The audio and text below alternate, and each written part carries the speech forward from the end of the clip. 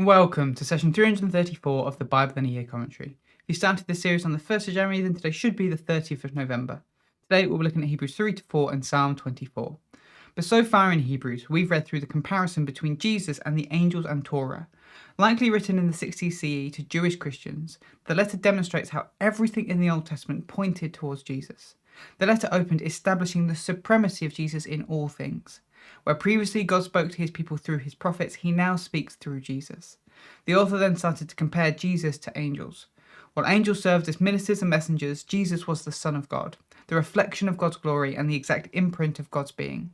Through Jesus, God created the world, and now he sustains all things. Angels serve, but Jesus rules as king. The author then issued a warning. The Torah was delivered by angels and was binding. It brought judgment to those who rejected it. Therefore, how much greater would the consequences be for rejecting the salvation brought by Jesus? Unlike the Torah, which emphasized law and judgment, Jesus' message was confirmed by miracles, the work of the Holy Spirit, and the witnesses of those who had seen him. Jesus brought freedom and redemption, offering a far greater covenant than the one delivered through angels. The author also explored the role of humanity in God's plan. Humans were created to rule over creation. Jesus, by taking on humanity, fulfilled this role. He became temporarily lower than angels, suffering and dying to defeat death and the devil. Through his resurrection, Jesus led humanity into glory, making believers his brothers and sisters. But let's jump into today's reading, Hebrews 3 to 4. Next, the author compares Jesus to Moses. Jesus is the one that was sent by God and serves as a high priest, standing on behalf of believers. He is faithful in that role. Moses also filled the role of prophet and priest. We don't think of Moses as a priest much, but he was from the tribe of Levi and is named as a priest in Psalm 99 verse 6. Moses faithfully served God's house, the tabernacle. But Jesus is greater than Moses. While Moses served in the tabernacle, Jesus is the temple of God, the place where the people can meet God. Moses was a servant in God's house, but Jesus is a son. Those that believe and have confidence in Jesus can also be part of God's household. Then comes the warning of this section. Moses' main goal was to lead the people through the wilderness into the promised land. It was for his people to experience rest there. But the Israelites' hearts were hard. They tested God, and God swore they would never experience the rest found in the promised land. The author references Psalm 95 verses 7 to 11, which looked at the Israelites' time in the wilderness as an example of the consequences of rebellion. In the same way, believers should be careful to not let their hearts be hardened and rebel against God if they want to experience his rest. In fact, as brothers and sisters, believers should encourage and support one another so that no one rebels or turns away from God, or lets their hearts be hardened. Believers are partners with Jesus and therefore have a hope of rest to hold on to. Again, the author quotes Psalm 95 verses 7 to 8. Believers should hold on to what they hear from Jesus. But surely someone who has heard from Jesus couldn't rebel. The author challenges this idea. The Israelites were the ones that had been led by Moses, who saw God. He led them out of Egypt with miracles, but despite that, they still rebelled. They had experienced freedom from slavery, and that wasn't enough to protect their hearts. They had a hope of rest in the promised land, but that hope was not enough for them. Their rebellion doomed them to life in the wilderness, never experiencing the rest of the promised land that had been offered to them. Their lack of faith and trust in God was their failing. Now, believers have the hope of rest in a restored kingdom of God, and it is up to each believer to take care that they don't reject that hope and miss out on the rest, just as the Israelites did. The writer then pivots to describe rest not just as the promised land, but also as a Sabbath that was established by God. When God created the world, he rested on the seventh day. There's always been pockets of rest for God's creation, but the rebellious have never enjoyed it. The ultimate rest that believers have hope in can also be experienced in the now. It is part of that now, but not yet. But more than that, it shows how much greater the final rest of Jesus is.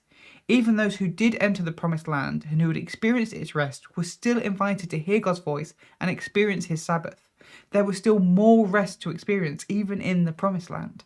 But Jesus' ultimate rest and hope will be eternal. Just as God worked hard for 6 days and then rested on the seventh, if believers will be faithful in their work for God, they can experience Jesus' eternal rest. Believers shouldn't think that they can get away with pretending to be faithful. The word of God in believers and in scripture is active and alive. It can cut through all things and get to the truth of the matter. All creation will have to give an account for how it has served God, including believers. Pointing back to Jesus, the author again affirms that Jesus is a high priest. As believers have this high priest in heaven, they should hold fast to the faith that they claim. This doesn't mean that believers have to be perfect. In fact, in Jesus, believers have a high priest who has experienced and is sensitive to all the weaknesses and struggles that are part of being human. He makes up for all those failings and weaknesses. In that case, believers should come close in confidence and boldness, knowing that in Jesus they have mercy and grace for their weaknesses. Jesus is a greater prophet and priest than Moses. The rest and promise that he offers is greater than the rest and promise that Moses led the people into. And so the call to believers is to hold tight to Jesus so that they can experience that rest and promise and not rebel and miss it like many of the Israelites did. But that is Hebrews 3-4. Now let's look at Psalm 24. This psalm is attributed to King David and falls into the category of royal psalm. Royal psalms are psalms that are focused on either God as king or on a human king. If Psalm 23 celebrates God as a shepherd, then Psalm 24 celebrates him as a king. It is likely that this psalm was used as liturgy in a worship service. As the people got ready to enter God's presence, they reminded themselves who it was they were coming before. Here is a summary of the structure, but I would recommend checking out the written version of this commentary in the description to see the structure properly for yourself. We start with verses 1-2. The Lord is creator of all the earth.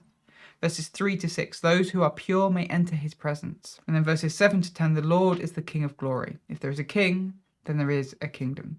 This psalm opens by establishing the boundaries of God's kingdom. In short, there are none. When it comes to God, all the earth is his kingdom. Everything in it belongs to him. When faced with such a mighty king, who can enter his presence? In the same way that someone cannot just walk up to the king or the president of the United States, there are expectations upon entering God's presence. Those that enter it must be of pure heart and committed to the truth. Those that meet these requirements will be blessed and made righteous before God. Now, ready to enter God's presence, the psalm builds to bringing praise before God. Not only is he king over all the earth, he is strong and mighty. So make way for him and allow him to enter.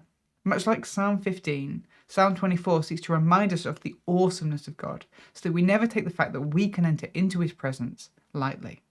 Thanks for joining us today. Take a moment to reflect on what you've read and share your thoughts or questions below. If you're watching in the future, then you can click here for the next session, or you can find the full playlist just down here. To receive these daily commentaries in your email inbox, subscribe via the link in the description below. Have a great day, and I'll see you tomorrow.